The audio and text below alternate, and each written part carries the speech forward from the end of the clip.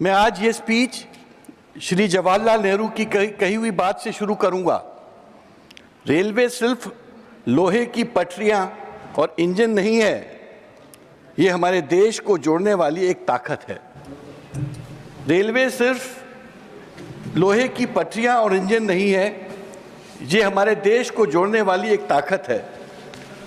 आज हम रेलवे संशोधन विधेयक 2024 पर विश्लेषण और बहस करने के लिए यहाँ एकत्रित हुए हैं, जिसके बारे में मेरा मानना है कि ये एक बड़ा सुधार लाने का एक खोया हुआ अवसर है। रेलवे बजट एक बहुत ही उत्तम शुरुआत होती थी रेलवे की, अब तो वो शुरुआत ही खत्म हो गई है। 1924 से 2016 तक रेलवे का अलग बजट था, जिसमें रेलवे की योजनाएं, खर्च साफ साफ दिखते थे। अब रेलवे का बजट एक आम बजट में मिला दिया गया है, जिससे पारदर्शिता खत्म हो गई है। मुझे याद है पूरा देश मेन बजट से ज़्यादा रेलवे बजट के लिए रुका रहता था।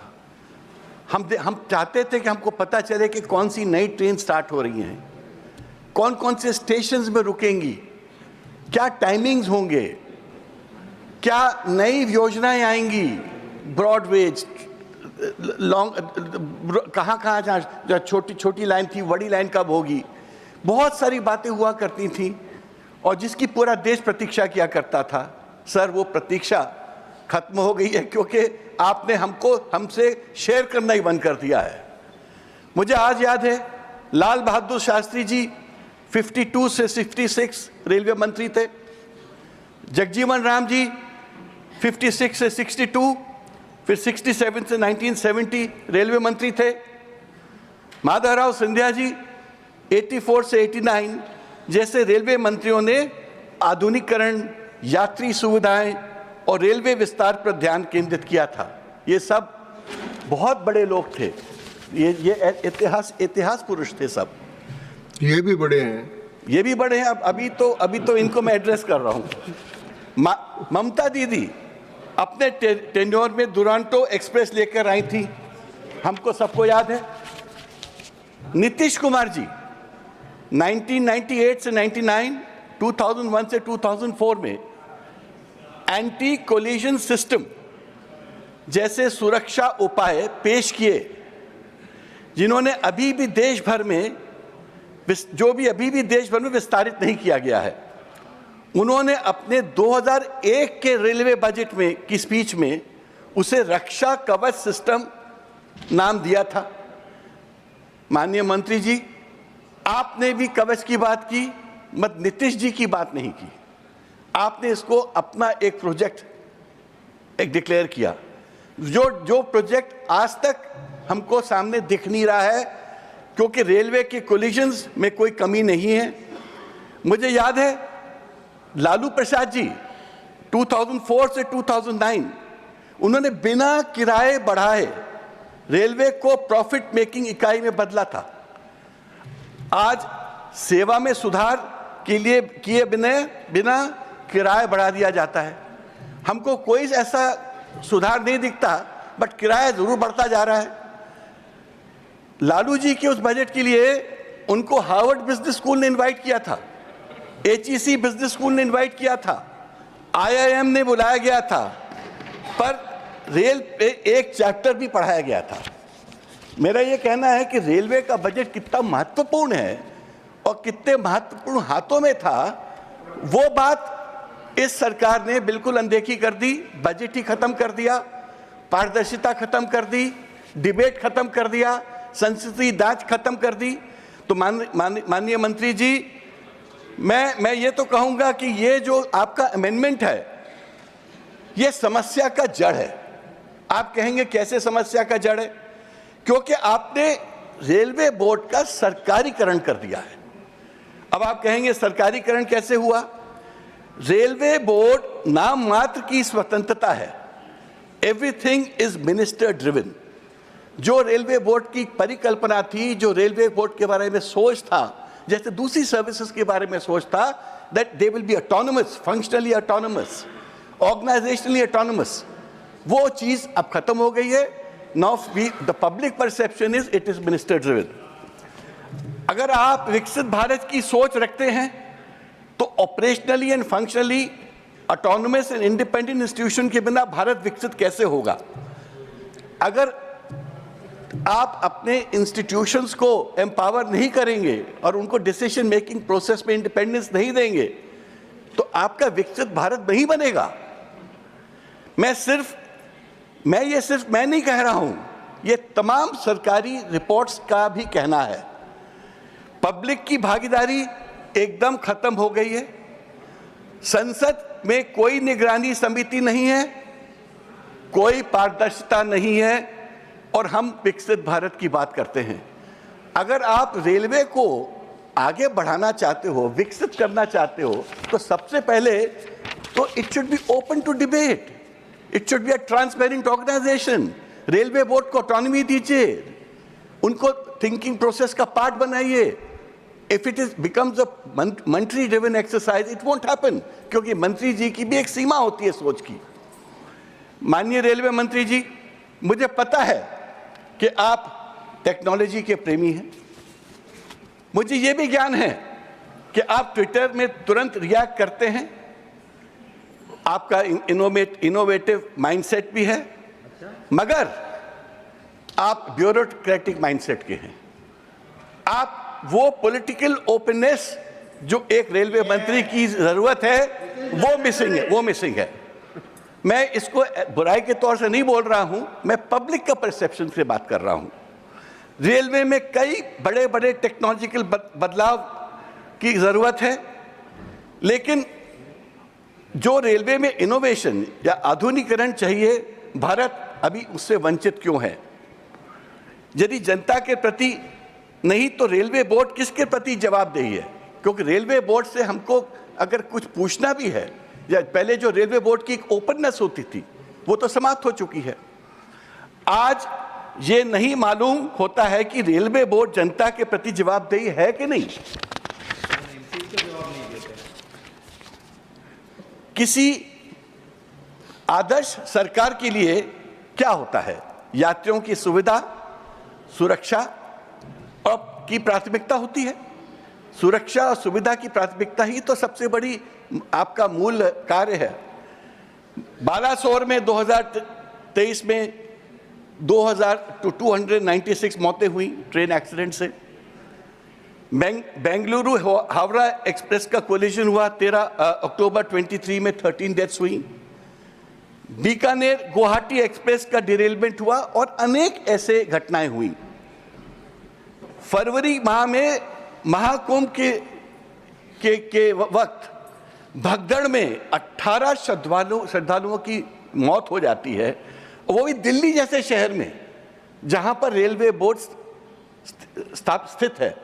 और हमको पता नहीं हम किस युग में जी रहे हैं। आज के युग में जब आपके पास टेक्नोलॉजी है, व्यवस्था है, तंत्र है, मंत्र है, सबके बावजूद ऐसी घटना हमको कैसे हो रही है? कैसे दिख रही है? कुछ दिन बाद होली है, क्या ये दृश्य हमें फिर देखने को मिलेगा? क्या हर त्योहार में यही हाल होगा, चाहे दिवाली हो, होली हो, छठ हो? और मैं ये सब इसलिए बोल रहा हूं कि वो जो ओवरलोडेड ट्रेन हम देखते हैं, जो क्राउडेड स्टेशन देखते हैं, आज हम किस युग में हैं? और हमने इस 11 साल की जो आपकी सरकार है, आपने क्या अचीव किया? वही तो है जो हम पहले देखते थे वो आज दिख रहा है। तो अचीवमेंट क्या है आपका? क्या ये दृश्य, इस दुर्दशा की जिम्मेदारी एक डीआरएम और कुछ चंद अफसरों तक सीमित है? 18 लोगों की डेथ हो जाना, दिल्ली में डेथ हो जाना, सब कुछ सबको पता था कि कुंभ में लाखों हजारों करोड़ों लोग जा रहे हैं। उसके बाद भी क्या अगर ऐसी घटना होती है तो इसकी जिम्मेदारी कुछ और नहीं, किसी और की नहीं हो सकती? मैं किसी का त्यागपत्र नहीं मांग रहा हूं, क्योंकि इस देश में गौरवशाली परंपरा रही है। जब लाल बहादुर शास्त्री जी, नीतीश जी, ममता दीदी ने ऐसे हादसे के बाद अपना इस्तीफा दिया था क्योंकि ये प्रजातांत्रिक प्रणाली का एक मान बढ़ाना होता है। त्यागपत्र देना या देना ना हर व्यक्ति के अपने विवेक की बात है, और मैं उस पे ये बात खत्म कर देता हूं।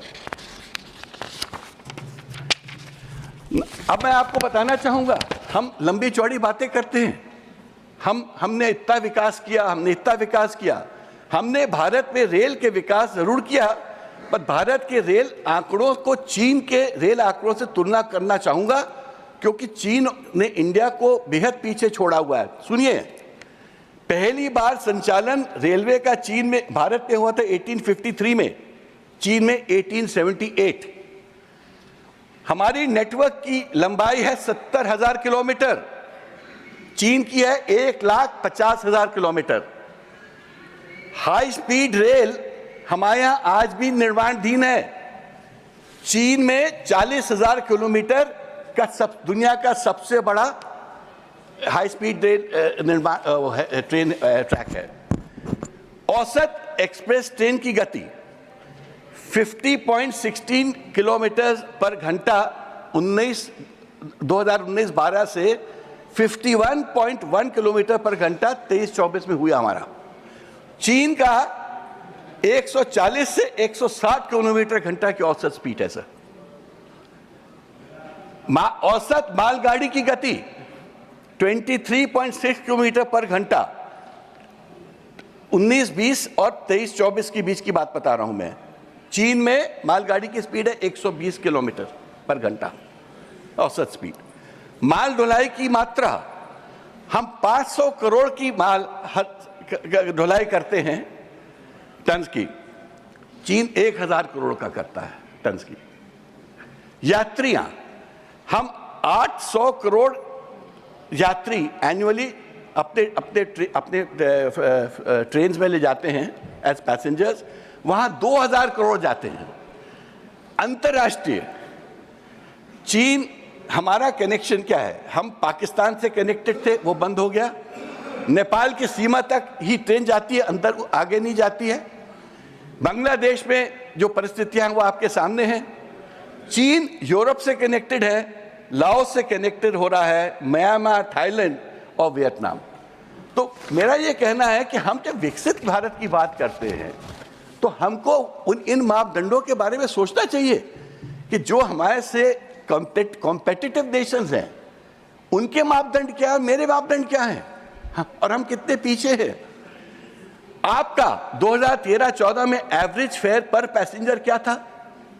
0.32, जो आपके रेलवे के मापदंड से मेजर होता है।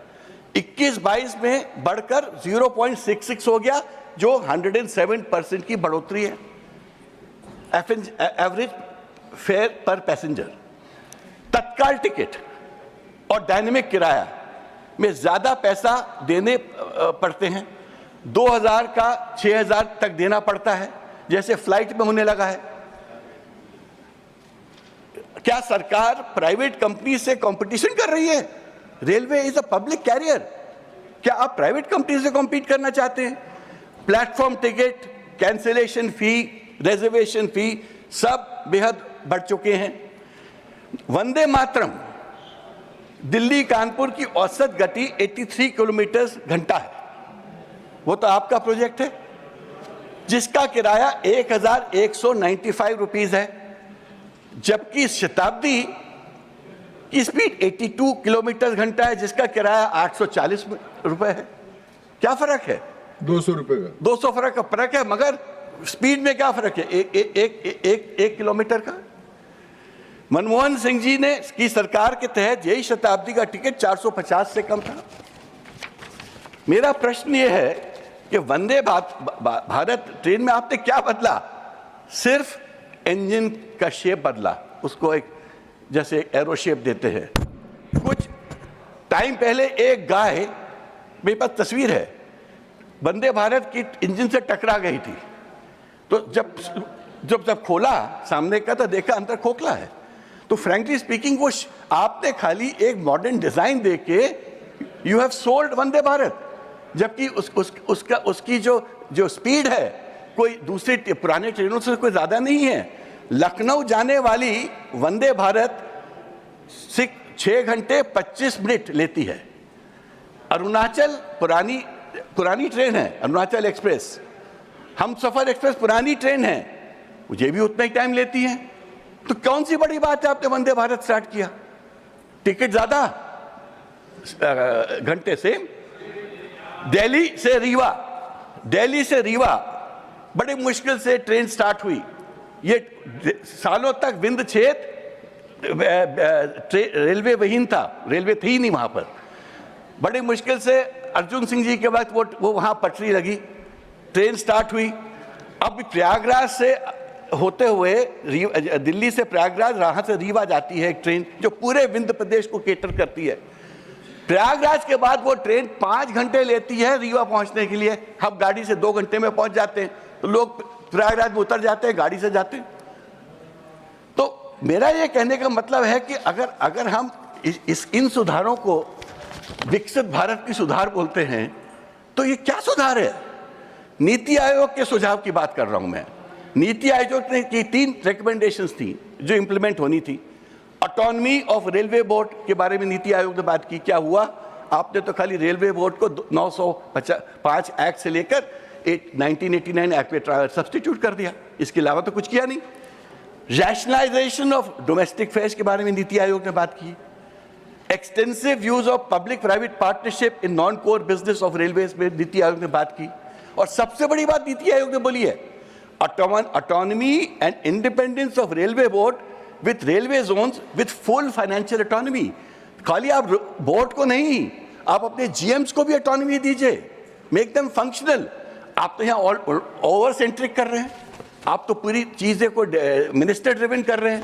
तो रेलवे बोर्ड की जो पूरा जो structuring is under challenge today. कर्मचारियों के बारे में बोलना चाहूंगा। भारी कमी, 3,12,000 पद खाली, जिसमें से जरूरी सुरक्षा कर्मी भी शामिल हैं। 20.5 लोको पायलट की कमी है, जिससे चालक थक जाते हैं और गलतियां हो सकती हैं। कंट्रोल रूम में 15 से 24% की कमी है, जिससे ट्रेन लेट होती है। किराया तो अधिक हो गया है, लेकिन रेलगाड़ी धीमी है और भीड़भाड़ है। इसको क्या हम प्रगति का मापदंड कहते हैं? कुछ सुधार के बारे में भी मैं बोलूं। रेलवे सुरक्षा के लिए एक अलग संस्था बनी थी, रेलवे एक फंड बना था, रेलवे सेफ्टी फंड, जो कि एक डेडिकेटेड फंड था रेलवे की सेफ्टी इंप्रूवमेंट के लिए। ये माधवराव सिंधिया जी ने बनाया था, उनके कार्यकाल में हुआ था, स्थापित हुआ था। फिर नीतीश जी ने अपने 2001 के बजट में इस फंड के बारे में चर्चा की थी। कहां वो दुर्घटना का फंड? रेलवे दुर्घटना में जो कॉम्पेंसेशन है, जो कॉम्पेंसेशन मिलता है, वो ट्राइब्यूनल्स में कितना समय लग जाता है जो डिस्प्यूट्स होते हैं। तो प्रॉब्लम यह है कि आपके सिस्टम में तो कोई इंप्रूवमेंट है नहीं। आपकी ना तो सुरक्षा की सिस्टम में इंप्रूवमेंट है, ना ट्रेन के मूवमेंट की सिस्टम में इंप्रूवमेंट है, ना रेलवे स्टेशन की भीड़ में इंप्रूवमेंट है। और आज भी हम वो ट्रेनों को देखते हैं जिसमें छतों पे लोग भर भर के जा रहे हैं। जब छठ होती है, सब तब तमाम त्यौहार होते हैं। ये कोई नई चीज़ तो है नहीं, ये कोई नए त्यौहार तो है नहीं, ये तो सदियों से ये त्यौहार चल रहे हैं। कुंभ हुआ, कितने लोग परेशान हुए। तो मेरा ये कहना है कि हम इन मापदंडों पे खड़े नहीं उतर पाए। यात्रियों के अधिकार की बात करूं मैं, मेरा कहना है रेलवे में 800 करोड़ सालाना लोग ट्रैवल करते हैं, उनके कुछ तो अधिकार हैं। जैसे फ्लाइट में भी यात्रियों के अधिकार होते हैं ना, तो रेलवे में भी तो कुछ अधिकार होने चाहिए। आज डेट तक उन अधिकारों को आपने कोडिफाई नहीं किया। फ्लाइट में ट्रैवल करने वालों को तो DGCA में बहुत अधिकार मिल गए हैं। अगर फ्लाइट 3 घंटे से ज़्यादा लेट होती है तो आपको खाना मिलेगा, आपको लाउंज में ले जाएंगे। आप 6 घंटे ज़्यादा होगी, टिकट कैंसिल हो जाएगी। आपने रेलवे में कोई ऐसी व्यवस्था की है? कोई कोडिफिकेशन नहीं है, क्योंकि रेलवे गरीबों की मूवमेंट है। बड़े लोगों के लिए तो आप लोग कर देते हैं, बट जहां गरीब इंडिया चलता है वहां पर हमारा ये नजरिया नहीं रहता है। क्या रेलवे ट्रैवल करने की यात्रियों का कोई अधिकार नहीं है? सीनियर सिटीजन्स की सब्सिडी आपने कोविड का बहाना लेके खत्म कर दी। जर्नलिस्टों की सब्सिडी आपने कोविड को लेके बहाना लेके खत्म कर दी। क्या इसको फिर लागू करेंगे? ये पूरा देश जानना चाहता है। क्या हर ट्रेन में कम से कम एक महिला कोच अनिवार्य नहीं होनी चाहिए? हम महिला सशक्तिकरण की बात करते हैं, इंटरनेशनल वुमेन्स डे मनाते हैं, बट देखिए तो महिलाओं की बेचारियों की जब घुसने की किस तरह बुरी तरह घुस पाती हैं, कैसे धक्का मुक्की होती है। क्या हम अपनी महिलाओं को आदर से, डिग्निटी से ट्रीट नहीं कर सकते? बुजुर्गों और विकलांगों के लिए सुविधाएं बेहतर हो जाएं। मेरा निष्कर्ष है कि भारतीय रेलवे में कॉस्मेटिक चेंजेस की नहीं, असली सुधार की जरूरत है। यात्रियों की सुरक्षा और सेवा को सबसे ऊपर रखना होगा। भारत को तेज ट्रेनें चाहिए, अच्छी टेक्निक और मजबूत सुविधा की जरूरत है, मगर ये उसके फेयर रीजनेबल होने चाहिए।